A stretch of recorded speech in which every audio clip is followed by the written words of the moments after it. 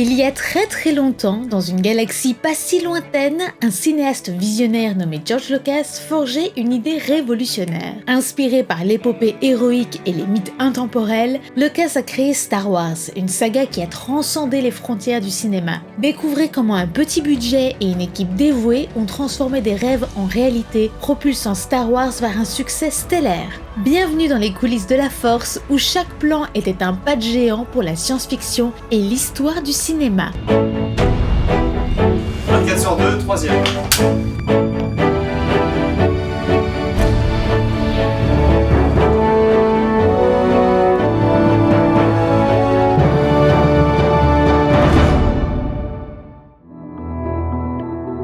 Nous sommes au début des années 70. George Lucas est en train de terminer son film American Graffiti, un film produit par Universal. Il est sur le point de sortir son film, mais rencontre quelques désaccords artistiques avec Universal, justement, qui repousse la diffusion du film. Parallèlement à ça, il pense déjà à son autre projet, celui qu'il a en tête depuis un long moment, celui qui mélangerait héros mythique, méchant impitoyable et monde extraordinaire. Une histoire qui se présenterait sous forme d'opéra de l'espace. Parmi toutes les raisons qui le poussent à écrire ce film, George Lucas est convaincu qu'il faut intéresser les enfants à l'exploration spatiale, leur donner envie de découvrir cet univers. Il en discute avec Gary Kurtz, producteur américain, et à deux, ils travaillent sur le projet. Très vite, il propose un traitement, c'est-à-dire une explication détaillée de l'histoire avec une description des personnages mais sans dialogue. Il propose donc un traitement d'une douzaine de pages aux productions hollywoodiennes, mais font malheureusement chou blanc. United Artists n'est pas intéressé, pas plus que Universal, la propre société qui produit son film actuel. À cette époque, pour les sociétés de production,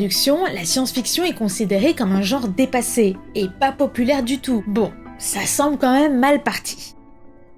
Alors que les premières projections privées d'American Graffiti s'organisent enfin, Alan Ladd Jr., président de la 20th Century Fox, vient jeter un œil. Et s'il comprend que Universal a beaucoup de mal à s'aligner aux idées de George Lucas, lui, il aime beaucoup son travail, et il a même très envie de travailler avec lui à l'avenir. George Lucas lui raconte alors son idée d'opéra de l'espace, et Alan Ladd Jr. a plutôt l'air emballé. Et il est encore plus emballé quand à la sortie d'American Graffiti, le film est nominé pour pas moins de 5 Oscars. Alors certes, il n'en gagnera pas, mais les nominations sont une très belle carte de visite pour le réalisateur, car les producteurs lui font forcément beaucoup plus confiance. George Lucas donne à Alan Ladd Jr. le traitement du film et obtient en 1974 un premier accord préliminaire pour réaliser le film. Maintenant qu'il a obtenu cet accord, il va falloir leur proposer un scénario. Un vrai. Et celui qu'il propose, eh bien, il est différent de celui qu'on connaît. Luke Skywalker est un vieux général, Han Solo est un extraterrestre qui ressemble à une grenouille, et le personnage principal s'appelle Kane Starkiller. Et le côté obscur de la Force se prénomme lui le Boyan. Pas convaincu? Bon, ok, d'accord, très bien. Deuxième version. Luke devient un garçon de ferme et Dark Vador ressemble un peu plus à celui qu'on connaît. Mais malgré les changements, le scénario ne convainc pas beaucoup plus. Même Gary Kurtz, qui était pourtant à bord du projet depuis le départ, n'est pas convaincu par la proposition. L'histoire est trop dense, le ton est déséquilibré, les scènes sont beaucoup trop coûteuses. Non. Ça ne va pas. Bon. Troisième version, le scénario introduit Obi-Wan Kenobi et accentue la tension entre Leia et Han Solo. Le scénario commence un peu plus à tenir la route et à leur plaire, mais il reste cependant un problème. George Lucas a beaucoup de mal avec les dialogues, ce n'est clairement pas son domaine de prédilection. Pour l'aider, il engage Willard Huyck et Gloria Katz, et nous sommes alors le 1er janvier 1976, et la quatrième version du scénario est enfin prête.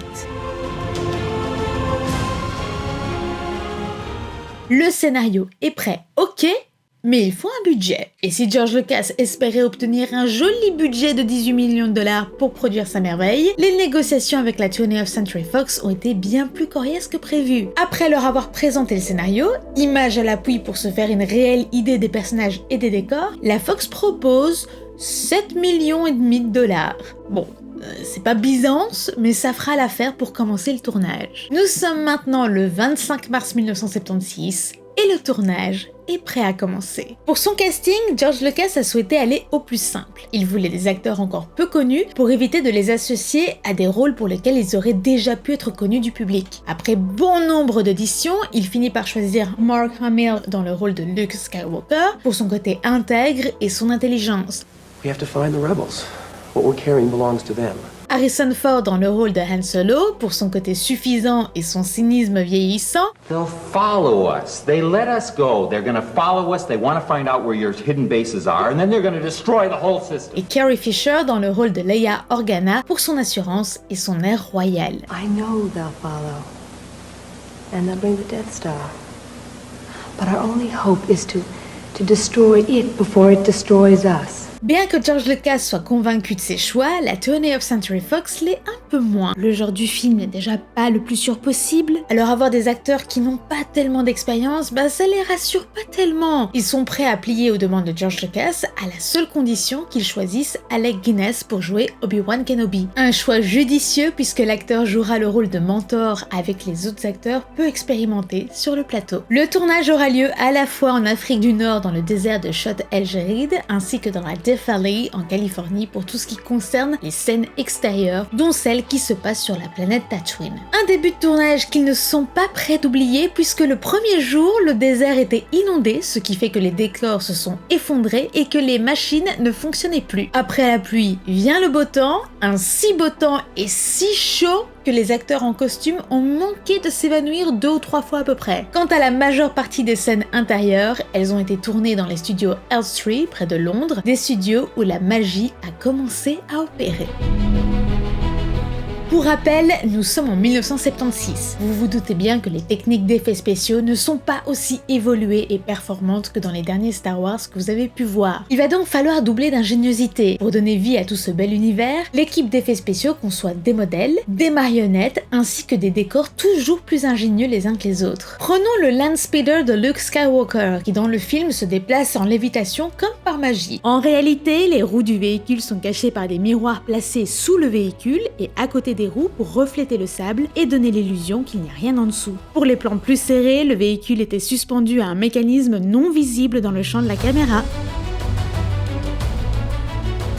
Ou encore l'explosion d'un vaisseau. Afin de rendre une explosion la plus réaliste possible, souvent au cinéma, on la crée physiquement sur le plateau. L'équipe ajoute des petits explosifs directement sur la version miniature et bim, active l'explosion sur le fond bleu. Quant à la version en grandeur réelle d'un vaisseau, elle est construite dans l'une des salles du studio Elstree. Elle est assez grande pour que les acteurs puissent s'y installer et que la taille paraisse réaliste. Pour provoquer les mouvements et donc donner cette impression que le vaisseau se déplace dans l'espace, ils font appel à des stagehands, comme on en a déjà parlé dans le dernier secret de tournage, c'est-à-dire des techniciens qui donnent vie au décor, mais sans être vus évidemment. Pour les scènes de décor, l'ingéniosité est d'autant plus importante, car elle permet d'économiser beaucoup d'argent. Tandis que l'acteur se balade dans un décor dit basique, donc sans effet électronique, ceux-ci sont rajoutés à l'aide de glass painting. Un technicien dessine ces effets visuels sur une plaque en verre qu'ils viendront superposer en post-production à la scène filmée avec le comédien dans le décor basique.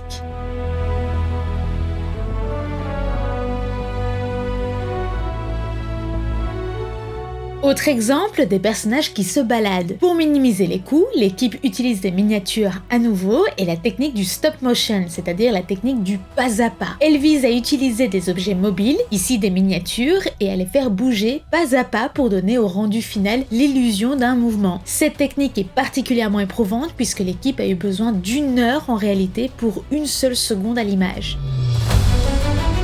Et si je vous disais qu'un élément crucial du film, dont vous n'avez peut-être même pas idée, a lui-même eu besoin d'heures entières de techniques d'effets spéciaux? Si je vous disais que le générique du film a pris des semaines entières à être créé? Je vous explique. À l'époque, comme on le disait au début de l'épisode, les effets spéciaux étaient bien moins évolués qu'aujourd'hui, et un simple déroulé de générique aussi spécifique que celui de Star Wars ne se faisait pas grâce aux ordinateurs. Tout était fait main, ou presque. Mais laissez-moi vous raconter son histoire. Au départ, George Lucas s'est inspiré du générique de Buck Rogers, une série de science-fiction produite par Universal. Cependant, le réalisateur trouve que finalement, c'est pas très engageant comme générique. Il embauche alors Dan Perry, celui qui crée les génériques de Taxi Driver ou encore de Carrie, pour l'aider à trouver une idée qui sortira de l'ordinaire, une idée qui a de la gueule. George Lucas lui dit qu'il aime bien les séries telles que Flash Gordon ou encore Butch Rogers et qu'il voudrait s'inspirer de ça, mais en mieux. Ce générique original qui commence par A long time ago in a galaxy far far away, il y a bien longtemps dans une galaxie lointaine, permettra dans un premier temps de casser le côté trop science-fiction du film et de lui donner un côté un peu plus fantaisiste. Et dans un second temps, il permet aussi de situer directement le spectateur sur ce qu'il va voir, puisqu'il y a beaucoup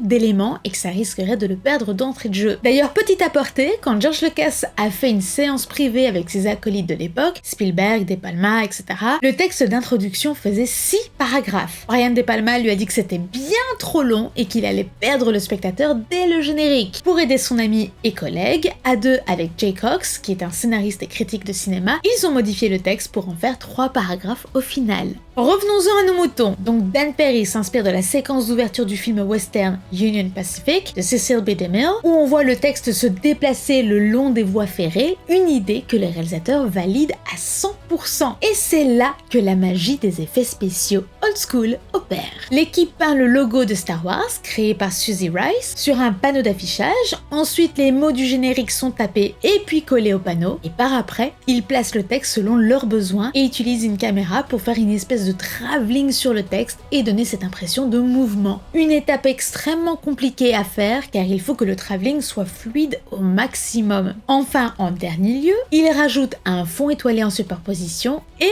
le tour est joué. Bien sûr, avec les années, le générique a fini par être créé de façon numérique, ce qui le rend bien plus lisse, mais à l'époque, c'était ça la technique. Tous ces effets spéciaux leur prendront 2 ans et 3 500 000 pour créer l'entièreté des miniatures et des effets d'optique, soit 365 effets spéciaux juste pour le premier film, ce qui est plus que n'importe quel autre film à cette époque.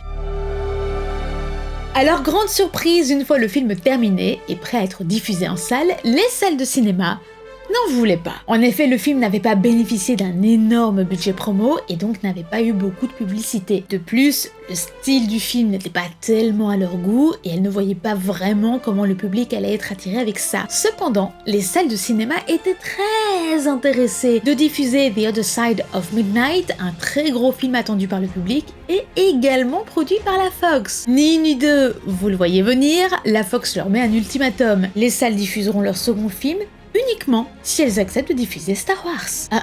Rien de tel pour obtenir ce qu'on veut, puisque c'est pas moins de 43 salles qui finiront par accepter au final. Et quelle bonne idée, puisque le film engendre plus d'1 500 000 de recettes durant le premier week-end de sortie seulement et finira par multiplier son budget initial par 70. La suite, vous la connaissez, l'histoire est là pour en témoigner. Star Wars est un succès planétaire et ses fans sont au rendez-vous depuis des décennies et des décennies.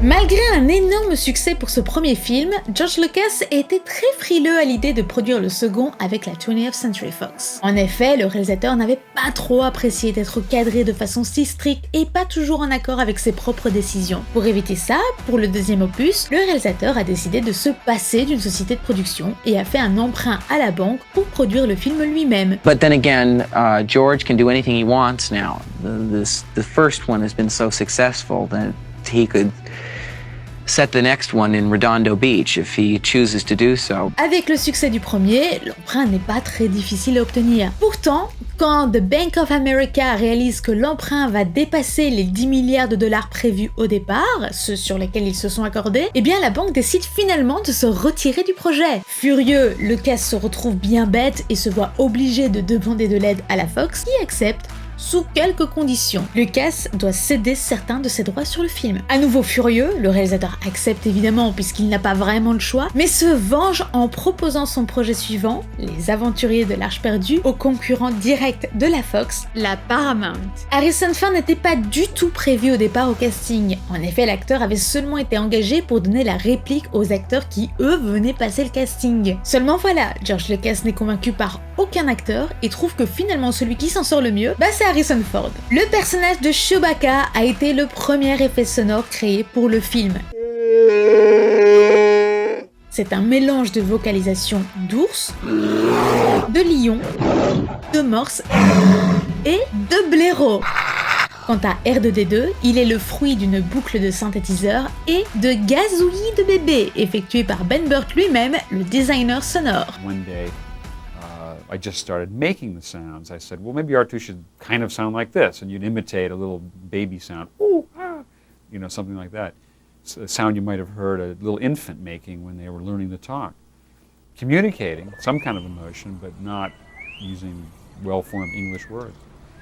So the idea came up to really combine this sort of human sound with the electronic sound. That way we'd still might be able to have the character of a machine, but get the personality and the emotion of a living organism. C'est ici que se terminent les secrets de tournage de Star Wars. C'était un épisode qui était compliqué à faire, je vous le cache pas, parce que le défi était clairement très dur à relever. Je sais que beaucoup d'entre vous sont de grands fans et que vous en connaissez déjà un rayon sur le sujet. J'espère néanmoins avoir pu vous faire découvrir l'une ou l'autre anecdote. Si pas, bon bah écoutez, j'aurais essayé. Si vous avez aimé l'épisode, n'hésitez pas à lui laisser un j'aime. Si vous êtes resté jusqu'ici, je vous invite à m'écrire en commentaire blaireau. Et puis on se retrouve tout de suite pour le duel du prochain SDT. Pour le prochain secret de tournage, je vous propose de confronter deux séries américaines extrêmement connues qui ont elles aussi passé toutes les générations. Vous avez donc le choix entre Les Simpsons et South Park. À vous de voter.